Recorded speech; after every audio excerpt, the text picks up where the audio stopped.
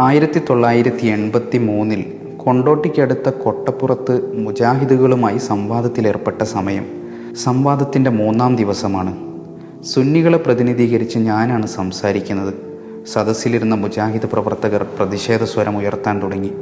അത് പിന്നീട് കല്ലേറിലേക്ക് നീങ്ങി. ഞങ്ങളിരുന്ന സ്റ്റേജിലേക്ക് മൺകട്ടകളും കരിങ്കൽ ചീലുകളും ചീറിപ്പാഞ്ഞു വരികയാണ്. അപ്പോഴുണ്ട് ഒരാൾ എൻ്റെ മുന്നിൽ ഇരുമ്പിൻ്റെ കസേര മടക്കി പിടിച്ച് പരിചയാക്കി നിൽക്കുന്നു. എന്നെ ലക്ഷ്യമാക്കി സ്റ്റേജിലേക്ക് വരുന്ന ആ കരിങ്കല്ലുകൾ കസേര ഉയർത്തിപ്പിടിച്ച് തടുത്തത് എൻ്റെ നേതാവ് സയ്യിദ് അബ്ദുൽ ഖാദിർ അഹ്ദൽ അവേലത്ത് തങ്ങളായിരുന്നു. ആ കാഴ്ച എനിക്ക് നോക്കി നിൽക്കാനായില്ല. തങ്ങളിൽ നിന്ന് കസേര പിടിച്ചു വാങ്ങാൻ ശ്രമിച്ചു, പക്ഷേ സമ്മതിച്ചില്ല. പകരം എന്നെ അമർത്തിപ്പിടിച്ച് പിന്നിലിരുത്തി. കസേരയിൽ വന്നു പതിച്ച മൺകട്ടകൾ പൊട്ടിത്തെറിച്ച് ആ വെള്ളക്കുപ്പായം നിറയെ മണ്ണ് പുരണ്ടിരുന്നു.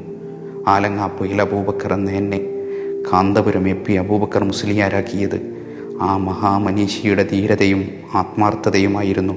എൻ്റെ ഫോൺ വിളികളും കാത്ത് ആ വേലത്തെ പൂമുഖത്തിരിക്കാൻ തങ്ങളില്ലല്ലോ എന്ന വേദന എന്നെ ഇപ്പോഴും അലട്ടാറുണ്ട്.